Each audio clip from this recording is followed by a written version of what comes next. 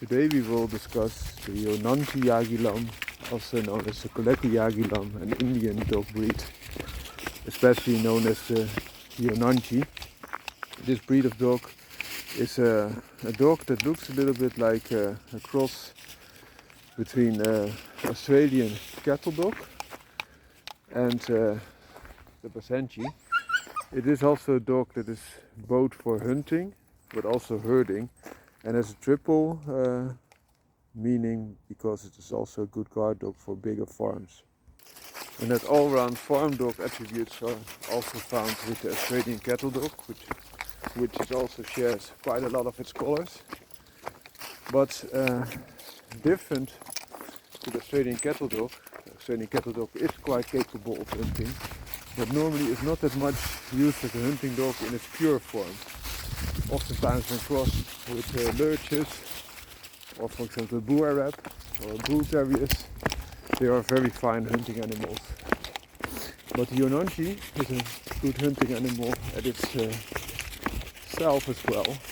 But I think the Australian cattle dog might be proved to be similar, profound in hunting. And why is that? Because the JONANGI, for all its three tasks, it needs a prey drive. So to hunt, of course, the prey, the quarry, you need prey drive. To chase farm animals, to manage and herd herd, you also need prey drive. And to protect the homes against intruders, you also need prey drive. So that's the common denominator, and that's also why I think the Australian cattle dog might be similarly attributed if you have it from good lines. Also, some people will tell you that there is some dingo blood also in Australian cattle dog.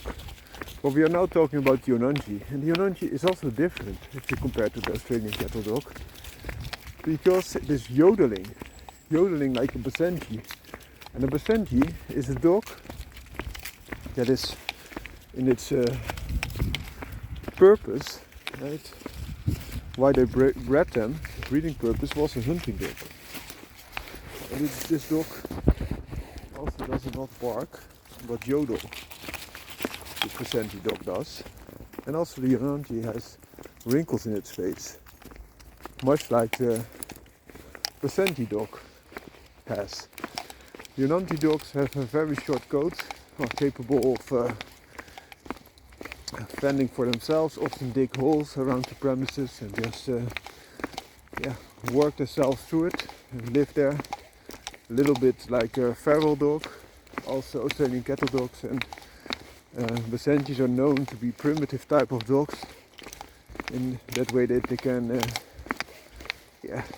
make sure to take care for themselves. They're good hunting promises because they have high prey drive, but also they're quite hardy if you have a good one from working lines, and also they are athletic.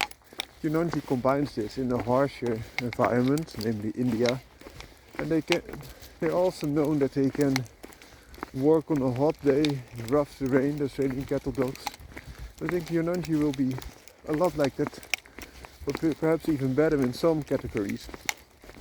And also Australia, like India, were colonies of the United Kingdom. So it could very well be that there was quite some interbreeding there. And India is also known, for example, with the girl terrier, that's their version of the English bull terrier. Also they have the woolly Kuta, which looks like a working type of Great Dane, etc. They have their own versions and also their own running dogs, like the Canny, which could be a version of the Saluki or the Greyhounds that was known in other parts of the world. So, this type of breed is said that they think they are average in intelligence, but the JONANGI is very loyal to its family. And that's also what you get from an Australian cattle dog. And both Australian cattle dog, and especially the Basenji even more so, are known to be stubborn type of dogs. So interbreeding those and also having them for generation and generation to be able to fend for themselves, dig their own hole around the premises, will further increase that stubbornness, in my opinion. I really like this dog breed. It could be an even better contender than the Australian Cattle Dog, because this dog is primarily still being worked. It has a little bit of shorter coat, that its yodels could also be a drawback, especially if it does that quite profoundly, because if you live in a rural area, this is not a good thing. If you're close to other persons and they get trouble with your dogs. I like a dog to not bark a lot, but also not yodel or howl. So I keep my opinion open on that topic. Two dogs that you see here on the leash are Patterdale Terriers.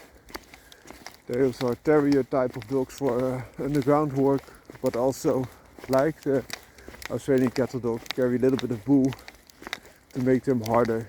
And they have evolved quite a while already. So this type of dogs were over 100 years in the making, in one way or another, also known as a black fell. But I'm not going to bore you with these dogs, and I will close with the Yonangi. Look them up. They can vary from very dark, like black, to all types of spotted varieties. Spotted varieties you will see also with Australian Cattle Dog. They have the blue heeler, which is predominantly black, but also with its white patches. So they start with a whitish coat, and then the color comes through.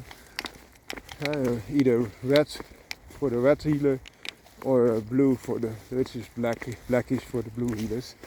But they can also range to almost completely black, and all colors in between.